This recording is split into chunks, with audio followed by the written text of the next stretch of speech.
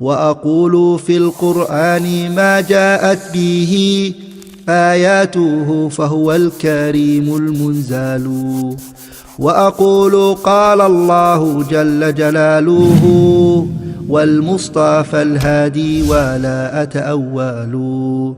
I want to share something with you. I was thinking about it, contemplating, shall I share, shall I not share? I think I will share it with you guys because a lot of you guys kept coming every day. I had a dream the other day after looking at the hadiths and Bulugh al-Maram, preparing it that night. I slept whilst on my sofa, whilst reading. I slept on the side and it was a long sleep. Normally I end up getting up quicker than other times, but I slept. And in my dream what I saw was me telling my children to get ready. I was telling them, get up, prepare yourselves, we're going. And so my children said, Dad, where are we going? I said, we're going to meet the Messenger sallallahu alaihi wasallam. Get up, everybody prepare yourself. And my children got ready, my son, my daughters, all of us. And we came out, it was like it was, what I can describe it to be, it was like it was Eid. Everyone's coming out of their house. When I came out, everyone else was coming out of their houses. We all go into a place, an open place. So we walked for a while until we came to an open place and like a park, an open land. But it wasn't grass, it was sand. Everyone is there. As we walked, there's a line for every party. There's one line on this side, which is on the right, and a line on the other side. The people on the line, the left side, are going faster than the ones on the right. Before we came into the park or the land, there was a security told us, you go. You're not allowed to come into this place. And another group of people, they were told to come in. So I came, I said, Assalamu alaikum, and I was told to come in, and all my children, they came in with me. So we went in. A lot of people were like, why can't we come in? I didn't hear what was said to them, but we went into the open land. We walked, and as we were walking, we're on the right side.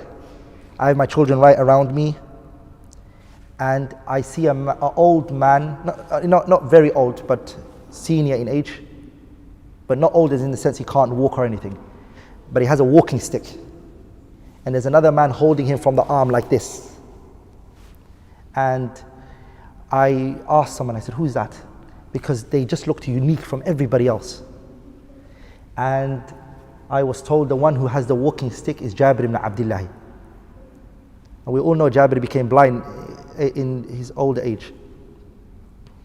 And I said, okay, who's the one holding him his hand? So he's holding him by the hand, and he has a pen and a little notebook on his hand.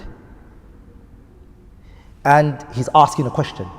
And so they're talking, I can see they're mumbling something, but when they come by me, the question that I hear that they say to each other is, or the question that he says to Jabir, this man says to Jabir, is, who were the people who narrated hadiths from you? But then remember, they're on the fast track. We're on this line where we're moving slow. They're just going out fast before us. So I asked, who's the other man asking the question? I was told it's Shaykh al-Albani rahimahullah. In my head, I'm saying to myself, I know why he's asking him that question. Because there's a discussion in Ilm al-Hadith whether Abu Zubayr al-Makki, Abu Zubayr heard from Jabir. If he narrated from Jabir, if he's from the students who heard from Jabir. There's that discussion going on in the science of Hadith. So he holds him, whenever he gives the answer, he writes something down and then grabs him from the arm and they keep moving. And so at that moment, I was thinking, subhanAllah, he still wants to know Hadith. He still wants to know the rulings of the science of Hadith. And they walk until they get to the front row before everybody else, and the Messenger standing there, sallallahu alayhi wasallam.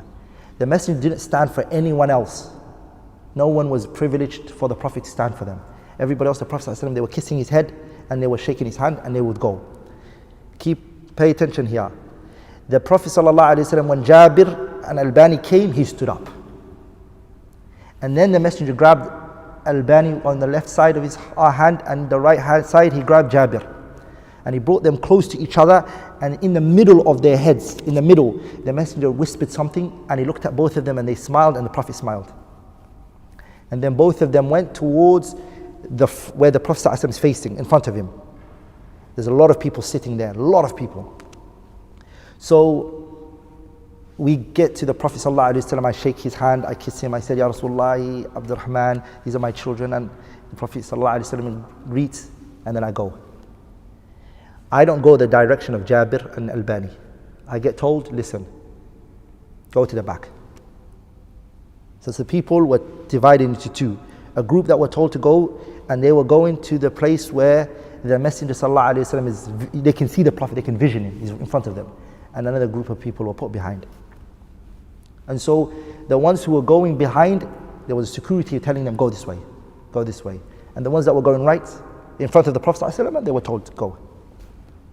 So I asked, why can't I sit there? I want to see the Prophet. Why do I want to go behind the Prophet's back? And the thing that was said to me is, what did you do for the Prophet's religion? How have you served the deen of the Prophet ﷺ? These people that you see are the great scholars of hadith. Al-Imam al-Bukhari and Muslim ibn al-Hajjaj and Al-Imam Abu Dawood and Ahmad ibn Hanbal and Ishaq. These are the people there. And Abu Bakr and Umar and Uthman, and the people who gave their life, their everything to this religion, that they work hard on it. And you, mashallah, good Muslim, at least you got to see the Prophet, go behind now. And so my son, when we went into the behind the Prophet sallallahu alaihi wasallam and we sat down, my son said, Dad, I want to go and see the Prophet. I want to vision him. I want to see. Why can't we go? Why can't we go where everyone else went? And I said to him, Dad, it's based on actions today. It's not about anything else. We didn't get it. But he said, Dad, you used to teach a lot. You used to do this. Why? And I said, I never served the religion like Sheikh Albani and Al-Imam al-Bukhari. And no way. That's really what I can remember. I don't remember the rest vividly. The point I want to take from this story, wallahi, is we have to take a role in this deen. Wallahi, we have to serve this deen, give our lives to it. If we want to be with the Prophet sallallahu alaihi wasallam, we have to be people who lived by his life, served his religion, work hard every day of our life to just teach and educate and learn and study. And really, these people, that's what they did. That's why they were honored. And they were, as the poet said, the people of hadith are the Prophet's people. They're his companions. Even if they didn't accompany him in this world, they accompanied him by reading his hadiths, reading his narrations. This is where they accompanied him. That dream really affected me. I thought about it a lot and a lot and a lot, and I said, subhanallah, we haven't really done anything for this religion. Haven't. These ahadiths have to study deeply, have to learn them properly. That's why the Messenger said, I left two things for you, the Quran and the Sunnah. Hold on to them, stick to them. And if you hold on to them, لَن تَضِلُّ بَعْدِي, you will never be misguided after me. The Book of Allah and the Sunnah of the Messenger sallallahu alaihi wasallam. Oh Allah, make us those who hold on to the Quran and the Sunnah with their molar teeth. We never let go of it.